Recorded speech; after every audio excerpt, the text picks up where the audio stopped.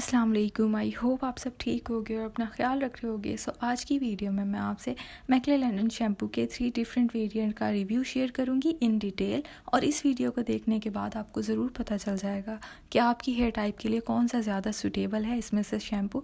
Video ज़रूर देखिएगा। सबसे पहले मैं आपको बता दूँ कि इन तीनों में सिमिलैरिटीज़ क्या क्या हैं।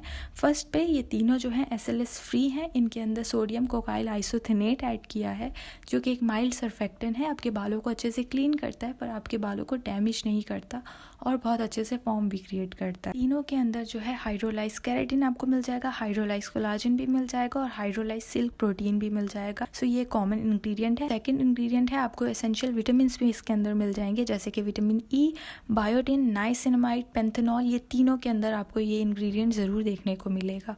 देन उसके बाद इसके अंदर नरिशिंग ऑयल्स भी हैं जो तीनों में सिमिलर ऐड किए गए हैं जैसे कि coconut oil, argan oil, almond oil और ऑलिव ऑयल एक ही अमाउंट के अंदर ऐड किए गए हैं। ये सारी थी सिमिलैरिटीज़ इनके अंदर अकॉर्डिंग टू इंग्रेडिएंट लिस्ट। अब मैं आपको बताती हूँ कि डिफ्रेंसिएशन क्या है। तीनों डिफरेंट एक दूसरे से किस बुनियाद पे हैं। सबसे पहले हम स्टार्ट करते हैं पर्पल वन से। इन्होंने इसे मार्केट किया है as a keratin silk protein shampoo. Ingredient list के हिसाब से अगर आप देखें तो आपको ज़रूर इसके अंदर हाइड्रोलाइज केराटिन, सिल्क प्रोटीन और व्हीट प्रोटीन देखने को मिल जाता है जो कि बिल्कुल मिड में है इनकी इंग्रेडिएंट लिस्ट के अंदर। इसका मतलब है ना ज़्यादा कम अमाउंट में ऐड किया गया है ना ज़्यादा अमाउंट में ऐड किया है। और इसके अंदर एक और इंटरेस्टिंग इंग्रेडिएंट भी था जिसका नाम है क्लैम्बजोली। एंटी डैंड्रफ एजेंट है जो आपके बालों में डैंड्रफ होने को भी रोकता है। और काफ़ी इंटरेस्टिंग इंग्रेडिएंट है इसके अंदर, वो है योगर्ट पाउडर और लेवेंडर ऑयल ऐड किया गया है इसके अंदर जो स्कैल्प को स्मूथ रखता है। ये इसकी इंग्रेडिएंट लिस्ट है। अब मैं आपको बताती हूँ कि मुझे इसे यूज़ करके कैसा फील हुआ है। ये बहुत अच्छा शैम्पू है। ये आपके बालों से अच्छे से डर्ट वगैरह को रिमूव कर देता है।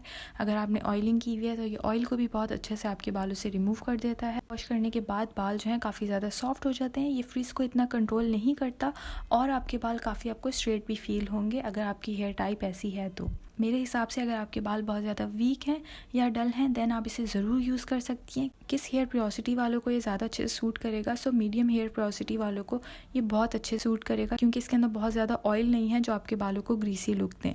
टारगेट प्रॉब्लम में से मैं आपको बता दूं कि अगर आपके बाल बहुत ज़्यादा वीक हैं और मीडियम प्रोसिटी वाले हैं देन आप इसको कंसीडर कर सकती हैं। बट अगर आपको बहुत ज़्यादा डैंड्रफ का इशू है देन आप प्लीज़ इसे मत लीजिएगा क्योंकि इससे प्रॉपर तरीके से डैंड्रफ नहीं जाएगी। आपको एक अच्छा मेडिकेटेड शैम्पू लेना पड़ेगा जिससे आपकी डैंड्रफ जा सके। अगर आप उस माइंडसेट से ले रही हैं देन नहीं लीजिएगा।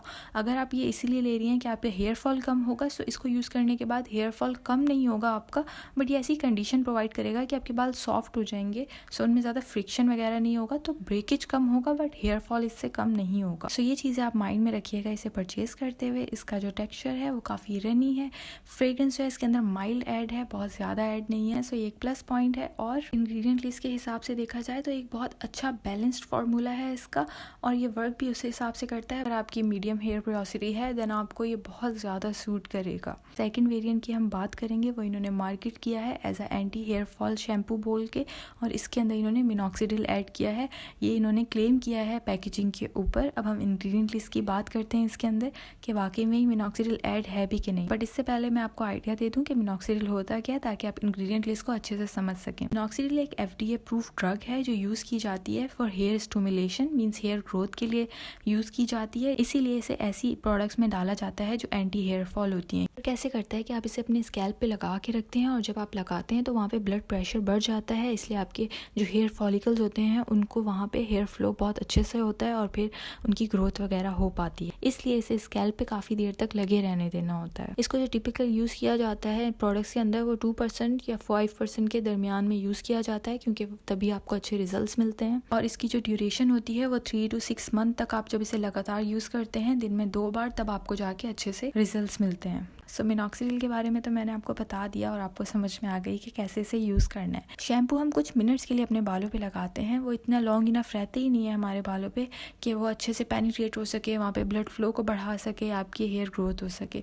ये एक मार्केटिंग स्ट्रेटेजी है। मैंने इनकी इंग्रेडिएंट लिस्ट के अंदर देखा कि मिनॉक्सिडिल किस नंबर पे है। मिनॉक्सिडिल बिल्कुल लास्ट में प्रेजेंट है।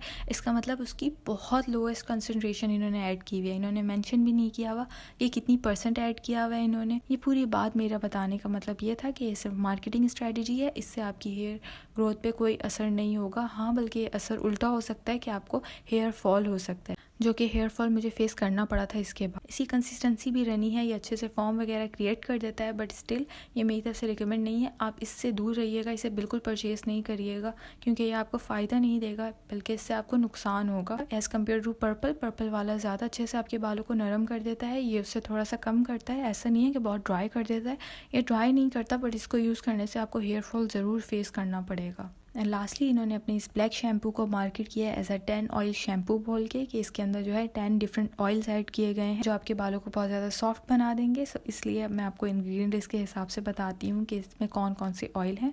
जब मैंने इनकी इंग्रेडिएंट लिस्ट देखी तो ऑयल जितने भी हैं वो सारे मिड में हैं। इसका मतलब है ना वो ज़्यादा कंसनट्रेशन में ऐड है, ना वो लोअर कंसनट्रेशन में ऐड है, एक सही अमाउंट में इन्होंने ऐड किए हैं। जो ऑयल इन्होंने ऐड किए हैं उसकी लिस्ट मैं आपको स्क्रीन पे मेंशन कर दूंगी। काफ़ी ज़्यादा ऑयल इन्होंने ऐड किए हैं। इसकी कंसिस्टेंसी भी सिमिलर है बाकी वेरिएंट्स की तरह, डिफरेंट सिर्फ कलर में है। इसके अंदर भी इन्होंने फ्रेग्रेंस ऐड की हुई है, बट वो काफ़ी फ्लोरल है। इसके साथ मेरा एक्सपीरियंस बहुत ज़्यादा अच्छा रहा है। ये बालों को एक्सट्रीमली सॉफ्ट कर देता है, ना तो इससे कोई हेयर फॉल होता है। सेकंड, ये बालों के फ्रिज को भी बहुत अच्छे से कंट्रोल कर देता है। इसकी मैंने एक 185 ml वाली बॉटल यूज़ की थी, उसके बाद मैंने ये 660 ml वाली जो है ऑर्डर की है। ये बहुत अच्छा शैम्पू है, किस हेयर टाइप वालों के लिए ज़्यादा सूटेबल है। सो मेरे हिसाब से ये हाई प्रियोसिटी वालों के लिए बहुत ज़्यादा सूटेबल है, क्योंकि अच्छे से मॉइस्चर प्रोवाइड कर देता है। और अगर आपके बाल बहुत ज़्यादा डैमेज हैं, ड्राई हैं, फ्रीजी हैं, आपको ये बहुत ज़्यादा सूट करेगा। ये आपके बालों में ब्रेकेज ऐसे कम करेगा कि आपके बालों को एक्सट्रीमली सॉफ्ट कर देगा। जब आपके बाल सॉफ्ट होते हैं ना, तो काफ़ी प्रॉब्लम्स ना ऐसे ही सॉल्व हो जाती हैं। जब ज़्यादा बाल सॉफ्ट रहेंगे वो ड्राई भी नहीं लगेंगे। सो इसलिए ये ऐसी कंडीशन प्रोवाइड कर देता है आपके बालों को कि वो अच्छे से ग्रो कर सकें। इसको यूज़ करने के साथ साथ अपने बालों का आप बहुत अच्छे से ख्याल रखेंगी, ऑयलिंग वगैरह भी करेंगी, सो आपके बाल हेल्दी होना शुरू हो जाएंगे। सो इन तीनों में से अगर मैं रेट करूँ कि मेरा फेवरेट शैम्पू कौन सा है, तो सबसे पहले मैं रेट करूँगी इस ब्लैक शैम्पू को, ये मेरा फेवरेट है। सेकंड पे ये पर्पल शैम्पू आएगा और थर्ड पे जो है ये येलो शैम्पू होगा। सो ये मेरी रेटिंग थी इन तीनों के। शैम्पू को लेते हुए आपने ज़रूर ध्यान रखना है कि उस पर इस तरीके का बार कोड लाजमी प्रेजेंट हो। उस पर 2 बार कोड होंगे, एक ये बार कोड होगा, ये बेसिकली इसलिए है कि ताकि आप विन कर सकें कुछ प्राइस वगैरह, बट इससे आपको ये भी पता चल जाता है कि मैक्ले शैम्पू जो है ओरिजिनल है आपके पास, क्योंकि जो फेक आ रहे हैं उनमें ये प्रेजेंट नहीं होगा। ध्यान रखना है कि आपने ओरिजिनल शैम्पू ही परचेज़ करना है। आपको लिंक भी दे दूंगी डिस्क्रिप्शन में, अगर आपने परचेज़ करना हुआ तो आप वहाँ से कर लीजिएगा। तीनों वेरिएंट मैंने यूज़ किए थे और ये मेरा एक्सपीरियंस था इनके साथ। और आप मुझे बताएं कि आपने इन तीनों में से कौन सा यूज़ किया है और आपका एक्सपीरियंस कैसा रहा है इसके साथ। इससे रिलेटेड आपका कोई भी क्वेश्चन है या कोई भी चीज़ मैंने मिस कर दी हो, तो आप मुझसे कॉमेंट सेक्शन में ज़रूर पूछ लीजिएगा। Thank you so much for watching.